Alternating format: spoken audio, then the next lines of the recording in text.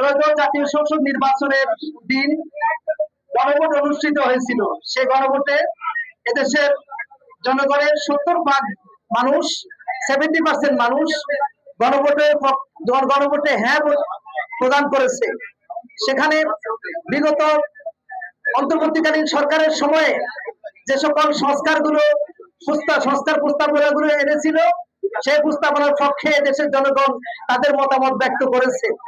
আজকের এই সমাবেশ, বরিশাল বিভাগীয় সমাবেশ, সেই গণভোটের জনরায়কে বাস্তবায়ন করার দাবিতে। বর্তমান সরকার ক্ষমতা আসার পরে তারা জনগণকে নির্বাচনের আগে দেয়া প্রতিশ্রুতি তারা ভুলে গেছে।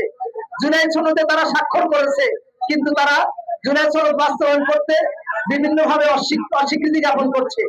আজকে এই সমাবেশের মাধ্যমে আমরা সরকারের কাছে দাবি জানাবো, জনগণের যে গণভোটের যে জনরায়, সে জনরায়কে অবিলম্বে কার্যকর করতে হবে।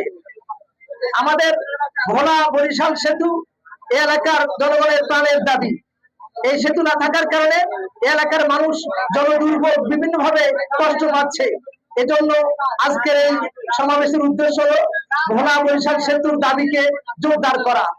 দ্রব্যমূল্যের লাগামহীন ঊর্ধ্বগতি জনগণের জীবনকে অনিষ্ট করে তুলছে। আজকে আমরা এই সমাবেশের মাধ্যমে জনগণের সুবিধার্থে দ্রব্যমূল্যের লাগাম টেনে ধরার জন্য সরকারের কাছে দাবি পেশ করব।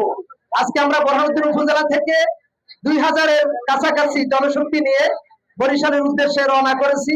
আল্লাহর নামে আমরা রওনা করেছি। আমরা দেশবাসীর দোয়া চাই, বিশেষ করে বোরহানুদ্দিন জলিল খানবাসীর দোয়া চাই, আমরা যেন জনগণের দাবি আদায়ের জন্য সোচ্চার ভূমিকা পালন করতে পারি।